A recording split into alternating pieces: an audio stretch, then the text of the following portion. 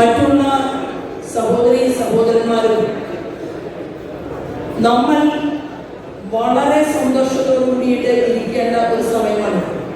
കാരണം ബീഹാറിൽ തെരഞ്ഞെടുപ്പ് വിജയമുണ്ടായപ്പോൾ കേരളത്തെ കുറിച്ച് രാജ്യത്തിന്റെ പ്രധാനമന്ത്രി സൂചന നൽകി എന്ന് പറഞ്ഞാൽ അതിനർത്ഥം അടുത്തത് കേരളം ഞങ്ങൾ ഇങ്ങോട്ട് എടുക്കും എന്നൊക്കെ തന്നെയാണ്. അദ്ദേഹത്തിന് അറിയാം ഓരോ ആവശ്യങ്ങളും പറയാൻ. കേരളത്തിൽ നിന്ന് എത്രയോ തവണ നമ്മുടെ അധ്യക്ഷൻ പല ക്യാബിനറ്റ് മിനിസ്റ്റർമാരുടെയും മുന്നിലിരിക്കുന്നത് എനിക്കും നിങ്ങൾക്കും കാണാൻ സാധിച്ചു. ക്യാബിനറ്റ് മിനിസ്റ്റർമാർക്ക് ആഗ്രഹമുണ്ട് കേരളത്തിന് ആവശ്യമായിട്ടുള്ള പദ്ധതികൾ ആവിഷ്കരിക്കണമെന്നും കൊടുക്കണമെന്നും ആഗ്രഹമുണ്ട്. എന്നാൽ എങ്ങനെ കൊടുക്കും? ഒരു ടൂറിസം വകുപ്പ്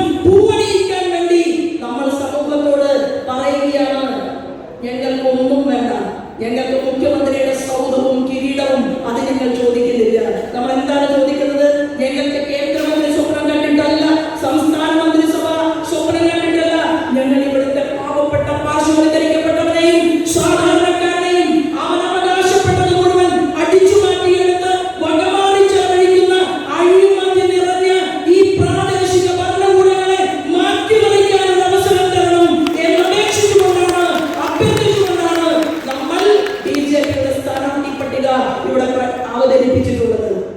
ഇതിന് ഈശ്വരീയമായിട്ട് അനുഗ്രഹ വർഷമുണ്ട് എന്നുള്ള കാര്യത്തിൽ തർക്കമില്ല.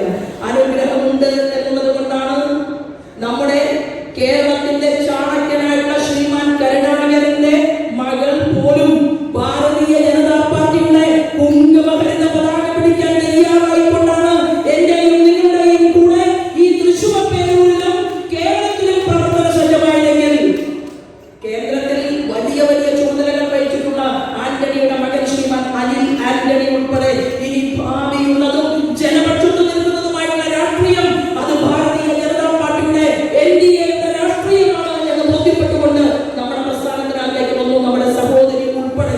കഴിഞ്ഞ ദിവസം നമ്മുടെ പ്രസ്ഥാനത്തിലേക്ക് വന്ന നമ്മുടെ സഹോദരി ഉൾപ്പെടെ ഒരുപാട് ആളുകൾ ഓരോ ദിവസവും ഇദ്ദേഹം ഇവിടെ ഇരിക്കുന്നുണ്ട്.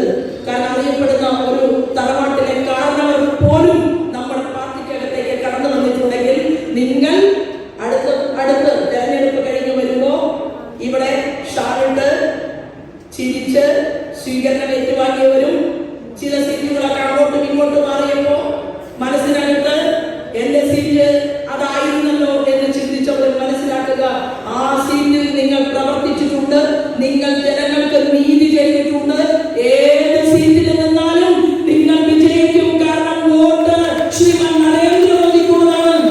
നരേന്ദ്രമോദിക്കുള്ള താമര ചിഹ്നത്തിലുള്ള ഘടകകക്ഷിയുടെ ചിഹ്നത്തിലുള്ള വോട്ട് അത് തൃശ്ശൂരിലെ ജനങ്ങളുടെ മുന്നിൽ അപേക്ഷിച്ചുകൊണ്ട് നിങ്ങൾ അത് ഞങ്ങൾക്ക് നൽകിയാൽ ജോലിക്കാരായി, സേവകരായി, കാവൽക്കാരായി സംസ്ഥാന ഘടകവും ഇവിടുത്തെ തൃശ്ശൂർ ജില്ലാ ഘടകവും അതുപോലെ തന്നെ നിങ്ങൾ ഓരോരുത്തരും ഉണ്ടാകും. ആരാണ് ഗ്യാരണ്ടി?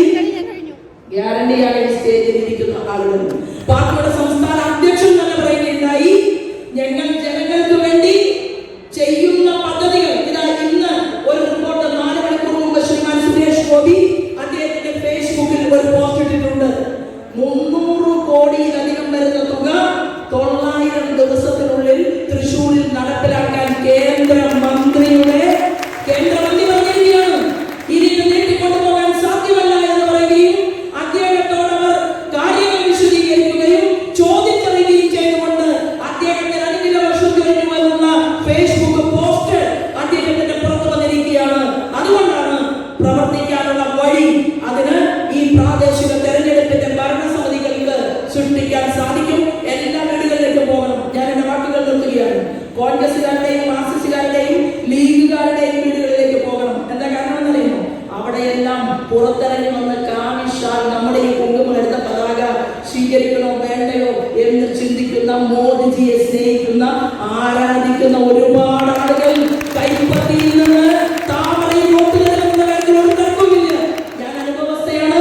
കണ്ടല്ലൂർ എന്ന് പറയുന്ന കോൺഗ്രസ് ഭരിക്കുന്ന പഞ്ചായത്ത്, ആ പഞ്ചായത്ത് എല്ലാ ഭൂരിപക്ഷം വരുന്ന ആളുകളും ആലപ്പുഴയിൽ താമര ചിഹ്നത്തിൽ വോട്ട് നൽകി. അപ്പൊ കോൺഗ്രസിന്റെ വോട്ടും കിട്ടും.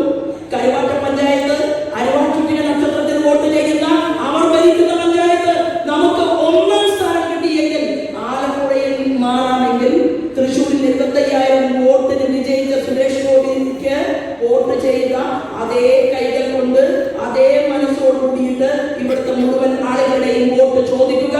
അവർ അനുഗ്രഹിക്കും. അവരോട് പറയണം, നിങ്ങൾക്ക് പറഞ്ഞില്ലേ സംസ്ഥാന അധ്യക്ഷൻ, ജനങ്ങളോട് നമ്മൾ പറയുന്നത് നിങ്ങൾക്ക് ചോദ്യം ചെയ്യാം. ഞങ്ങളുടെ ജനപ്രതിനിധികളോട് 1 വർഷം കഴിയുമ്പോൾ ചോദ്യം ചെയ്യാനുള്ള അവസരമുണ്ട് നിങ്ങളുടെ മുന്നിൽ. നമ്മൾ ചോദ്യത്തിന് കാത്തു നിൽക്കും എന്നുള്ള തീവ്രമായിട്ടുള്ള വാക്കുകൾ, തീവ്രമല്ല ശാന്തവും ഗംഭീരവുമായിട്ടുള്ള വാക്കുകൾ മുന്നോട്ട് വെച്ചുകൊണ്ടാണ് സംസ്ഥാന അധ്യക്ഷൻ സംസാരിച്ചത്. ഇനി അടക്കളത്തിലേക്കാണ്. 9 തെരഞ്ഞെടുപ്പിൽ തോറ്റ ഒരു സ്ഥാനാർത്ഥിയാണ് ഞാൻ നിങ്ങളുടെ മുന്നിൽ നിൽക്കുന്നത്. 6 അസംബ്ലി തെരഞ്ഞെടുപ്പുകളിൽ 3 പാർലമെന്റ് തെരഞ്ഞെടുപ്പുകളിലും തോറ്റിട്ടും വീണ്ടും നമ്മൾ തല ഉയർത്തിപ്പിടിക്കുന്നു. എന്തുകൊണ്ടാണ് നമ്മൾ തല ഉയർത്തിപ്പിടിക്കുന്നത്? ഞാനൊക്കെ ജയിക്കുന്നതിന് മുൻപ് നിങ്ങൾ എഴുത്തുന്നത് പറയും, ഞാൻ ഇന്ന ഗ്രാമപഞ്ചായത്തിന്റെ പ്രസിഡന്റാണ്, ഞാൻ ഇന്ന മുനിസിപ്പാലിറ്റിയുടെ ചെയർമാനാണ്, ചെയർപേഴ്സണാണ്, ഞാൻ തൃശ്ശൂരിന്റെ മേയറാണ് എന്ന് പറയുന്നത് ഡിസംബർ മാസത്തിൽ റിസൾട്ട് പുറത്തു വരുമ്പോൾ കേട്ടുകൊണ്ട് സന്തോഷിക്കാൻ വേണ്ടി തോറ്റിട്ടും നമ്മൾ ഓരോരുത്തരും നിങ്ങളുടെ മുൻപിൽ നടക്കുകയാണെങ്കിൽ നമ്മൾ ഒരുമിച്ച് ഈ തെരഞ്ഞെടുപ്പ് പോരാട്ടത്തിന്റെ മുന്നിൽ മുന്നേറും. ബലവും കരുത്തും ഈശ്വരാധീനവും എല്ലാം ഉണ്ടാകട്ടെ എന്ന് ആഗ്രഹിച്ചുകൊണ്ട് നമുക്ക് കിട്ടി ഒരു മുംതാസിനെ തൃശ്ശൂരിൽ. അതുകൂടി പറഞ്ഞുകൊണ്ട് ഞാൻ എന്റെ വാക്കുകൾ നിർത്തുകയാണ്. നമുക്കൊരു മുംതാസിനെ കിട്ടി എന്ന് പറഞ്ഞാൽ അതിനർത്ഥം ഇവിടെ മുസ്ലിം സമൂഹത്തിനെ BJP-യിൽ നിന്ന് അകറ്റാൻ വേണ്ടി കേരളത്തിൽ കാലാകാലമായി നടത്തുന്ന പരീക്ഷണങ്ങളിൽ നമ്മുടെ വേദിയിൽ പറയാറുണ്ട്, നജ്മ ഹെപ്തുള്ളയുടെ പാർട്ടിയാണ് ഭാരതീയ ജനതാ പാർട്ടി, ഷാനവാസ് ഹുസൈന്റെ പാർട്ടിയാണ് ഭാരതീയ ജനതാ പാർട്ടി, മുക്തർ അബ്ബാസ് നഖ്വിയുടെ പാർട്ടിയാണ് ഭാരതീയ ജനതാ പാർട്ടി, അബ്ദുള്ള കുട്ടിയുടെ പാർട്ടിയാണ് ഭാരതീയ ജനതാ പാർട്ടി, യൂണിവേഴ്സിറ്റിയുടെ വൈസ് ചാൻസലർ നമ്മുടെ പ്രിയപ്പെട്ട സലാം സാറിന്റെ പാർട്ടിയാണ് ഭാരതീയ ജനതാ പാർട്ടി, തൃശ്ശൂരിലെ കൊച്ചു മുംതാസിന്റെ പാർട്ടിയാണ് ഭാരതീയ ജനതാ പാർട്ടി. അതുകൊണ്ട് എല്ലാ മുസ്ലിം വീടുകളിലേക്കും നമ്മുടെ ഓരോ മെമ്പർമാരും കടന്നു പോകും. അങ്ങനെ നമ്മൾ ഈ അശ്വമേധ യാഗം